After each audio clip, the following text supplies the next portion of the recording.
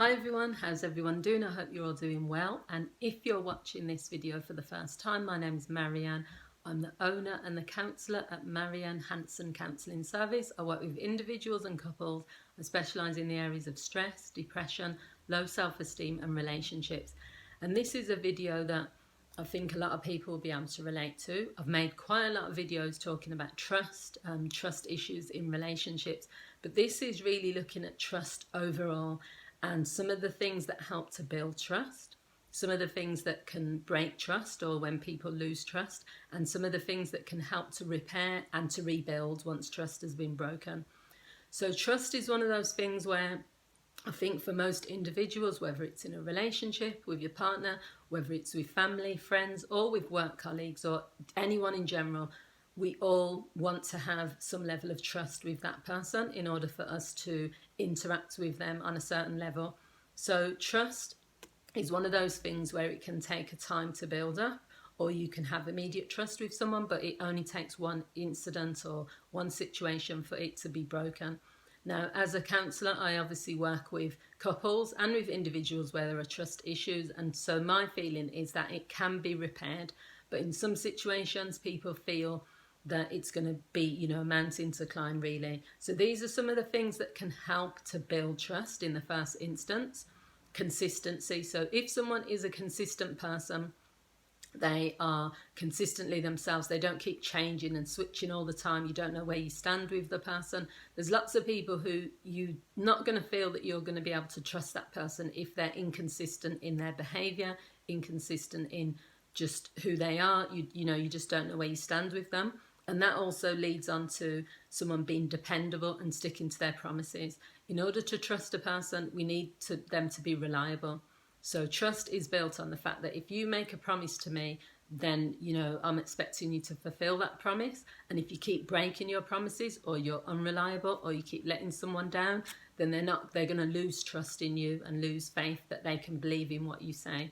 So this is really important as a counsellor, because if you say to someone you're going to meet them at this time for a counselling appointment, you have to show up, you have to stick to that promise. If you keep letting people down, then they're going to lose that trust and faith in your abilities. So also being vulnerable can create trust. If you're someone that shares things with someone and that you are not afraid to be vulnerable with that person, then they can almost trust you, because then they can feel that they can be vulnerable with you too. And I think sometimes we're fearful of revealing certain things or being vulnerable around people because we think they're going to take advantage. But I think it creates a connection, and it can also lead to someone trusting you, because if you feel confident enough to share something very deep with them, they're going to feel that they can trust you enough to do the same. And also things like just your body language, your words and rapport, all of those things build trust amongst another person. So things that can break trust, or some common things where you lose trust in another person, infidelity is a big one. And that is something that majority of couples that come for counselling, there's been some sort of infidelity or broken trust in the relationship. I'd say it's in the top 3 things. People breaking confidentiality. Now this could be within your family network, this could be with friends. If you tell someone something and you just have that expectation, even without saying to them, keep this secret. My feeling is, even if I wasn't a counsellor, if someone has come to me in a time of need and they've shared something with me, I'm not going to go around gossiping to other people or sharing that with others. And that will definitely break trust. I know for myself personally, if I can't trust someone with something I say to them, and before you know it, everyone in the family or everyone in the friendship group knows what's been said, that's it. That is like a no-go for me. I'm not going to tell that person a secret again. Letting people down as well. So that's just the opposite of sticking to promises. Promising things and then continuously letting people down, that can break trust, because you're just not going to believe that person anymore. I've been in relationships where someone constantly, I'll be there, I'll turn up, and then you're sitting there at midnight. I remember situations I've sat midnight, 1 a.m, the person's, I'm still coming, and I've just given up by that point because I know they're not coming, and you don't trust that person again to make the same decision. So if you are going to go to an event, for example, you're not going to rely on them turning up. So there's some things that are quite common when it comes to breaking trust. So how can you repair and rebuild?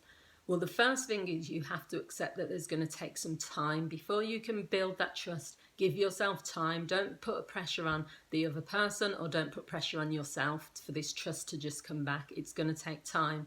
You also have to, if someone is the person who's broken the trust, then that person has to step forward and accept accountability for the fact that the trust has been broken. For me, if someone gives a reason, okay, the reason this has happened is because, and they give you a genuine reason, and also they accept responsibility and accountability, it goes a long way to repairing and rebuilding the trust.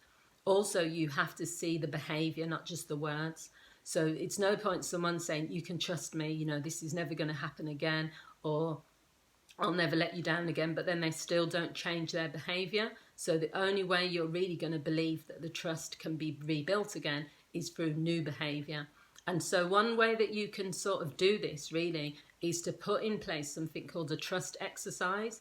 Couples can do this, but you can also do this as an individual. And what you would do is you would set an exercise for the person. You're not going to clearly outline it in a structured way. You might, for example, if someone has broken trust because they've cheated, for example, with a work colleague or something like that, you may start to be very tense and anxious whenever they're at work because you think it's going to happen again.